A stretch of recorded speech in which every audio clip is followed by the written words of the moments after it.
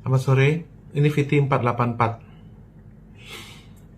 Sekali lagi, ini adalah video edukasi ilmu ekonomi politik.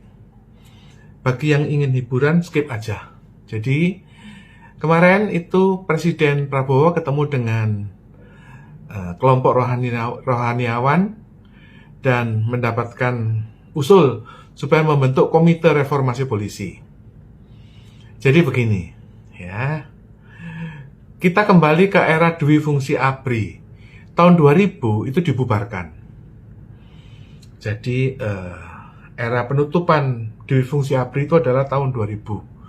Nah, apa yang terjadi?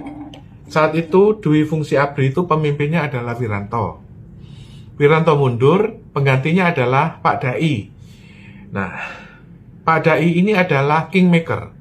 Dia yang membuat peralihan dari supremasi militer menjadi supremasi sipil, ya, dengan beralihnya kekuasaan menjadi Presiden Megawati. Itu adalah era Pak Dai Baktiar. Dia adalah yang mengatur semua kekuasaan, dia yang ambil alih dari ABRI menjadi Parcok. Itu adalah pendiri Parcok tahun 2000. Oke, nah berikutnya proses Parcok ini memindahkan kekuasaan dari Megawati kepada SBY. Nah, siapa kingmakernya adalah Pak Bambang, ya.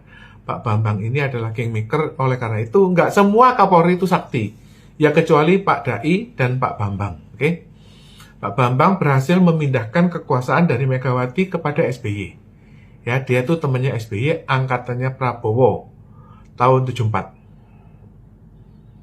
Oke, nah sehingga yang tadinya 9 naga itu pakai yakep itu berpindah menjadi ke Parcok, ya, lewat sekarang itu namanya P4, ya, Perhimpunan Purnawirawan Polri.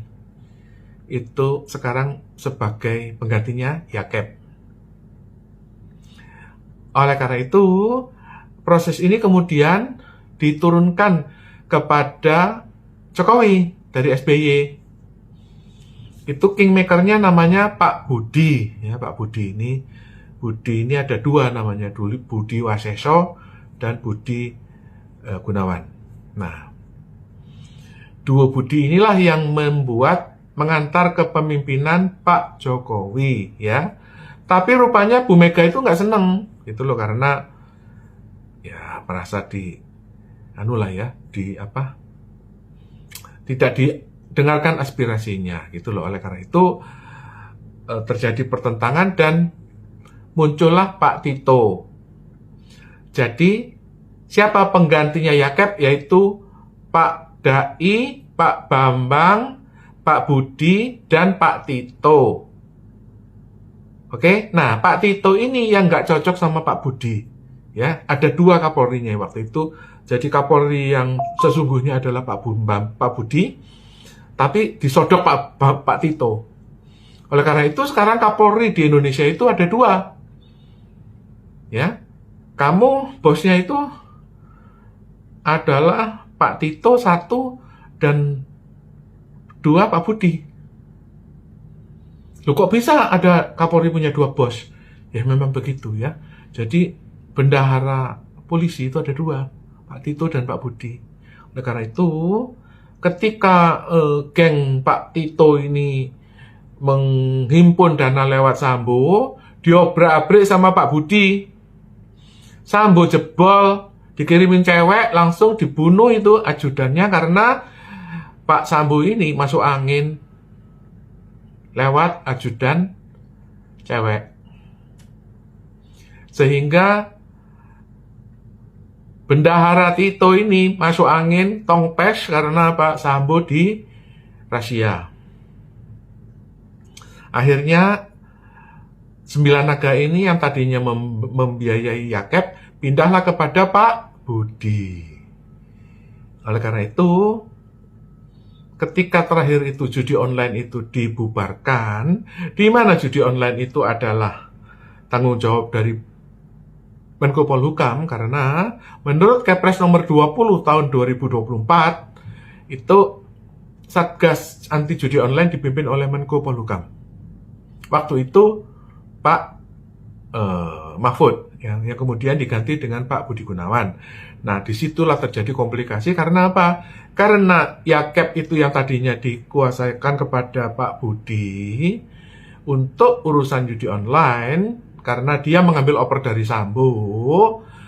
Ya begitulah kira-kira ya, komplikasi. Jadi jeruk makan jeruk. Oleh karena itu Kapolda di Indonesia itu terbelah dua ya. Kalau kamu aliran Budi ya Budi, kalau kamu aliran Tito ya Tito.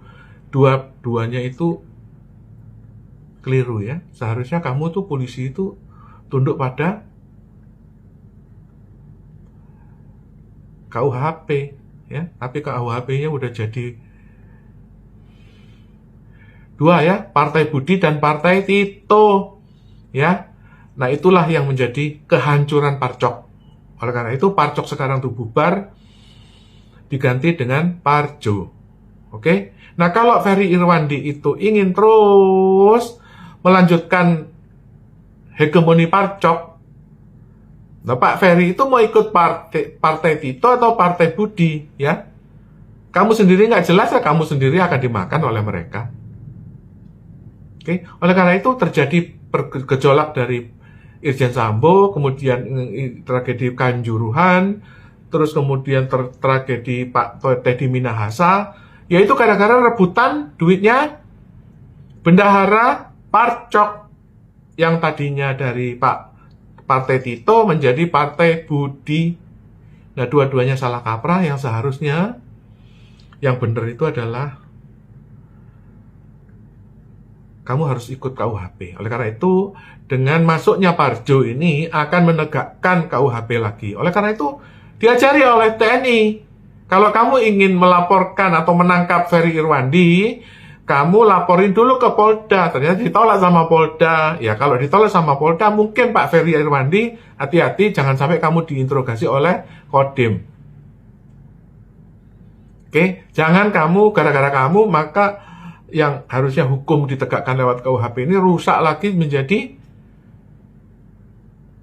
nggak karu-karuan, ya kan? Karena masing-masing pihak nggak mau mengalah, oke? Pak Ferry Irwandi, tolonglah mengalah kamu ya. Tolonglah, demi pembubaran Parcok yang dari Partai Tito dan Partai Budi, dua-duanya mundur, udah tua ya. Tolong insaf.